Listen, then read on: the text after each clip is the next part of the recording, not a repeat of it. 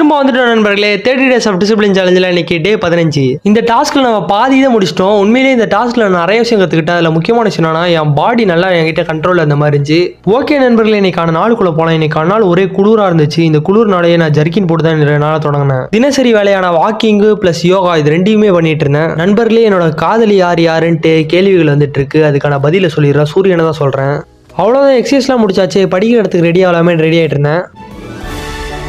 அவ்வளோதான், ரெடி ஆகிட்டாச்சு, சாப்பிட்டாச்சு. இப்போ என்ன கிளம்புறது தான். நம்ம போக வேண்டிய இடத்துக்கு 2 பஸ் மாறணும் நண்பர்களே. 2 பஸ் மாறி எப்படி அந்த ஒரு இடத்துக்கு போயாச்சு. அங்கே போயிட்டு கொஞ்ச நேரம் படிச்சுட்டு இருந்தோம். நண்பர்களே, நீங்களும் என்ன மாதிரி பண்ணியிருக்கீங்களா? 10 ரூபா கொடுத்து டிக்கெட் வாங்கினா அந்த டிக்கெட்டோட ரேட் 9 ரூபா. திருப்பி அந்த 1 ரூபாய் கேட்கறதுக்கு கூச்சப்பட்டு நம்ம நிறைய டைம் கேட்காம இருந்துடுறேன். இனிமே பஸ் பயணத்தில் அந்த 1 ரூபாயாச்சும் எப்படியாச்சும் கேட்டு வாங்கிடலான் இருக்கேன். வீட்டுக்கு வந்தோடனே ஒரு அருமையான உணவு, எவ்வளோ உடற்பயிற்சி செய்யறோமோ அவ்வளோ உணவு எடுத்துக்கணும். மாலை பொழுதுல வெளியே வரலான்ற அப்பா இந்த ஒரு அழகான இது பார்த்தேன். ஒரு ஹெல்த்தியான உருளைக்கிழங்கு சாப்பிட்டு அப்படியே அக்கா செஞ்ச அன்ஹெல்த்தியான நூடுல்ஸ் சாப்பிட்டு நாளை முடிச்சு கொள்றேன். நன்றி.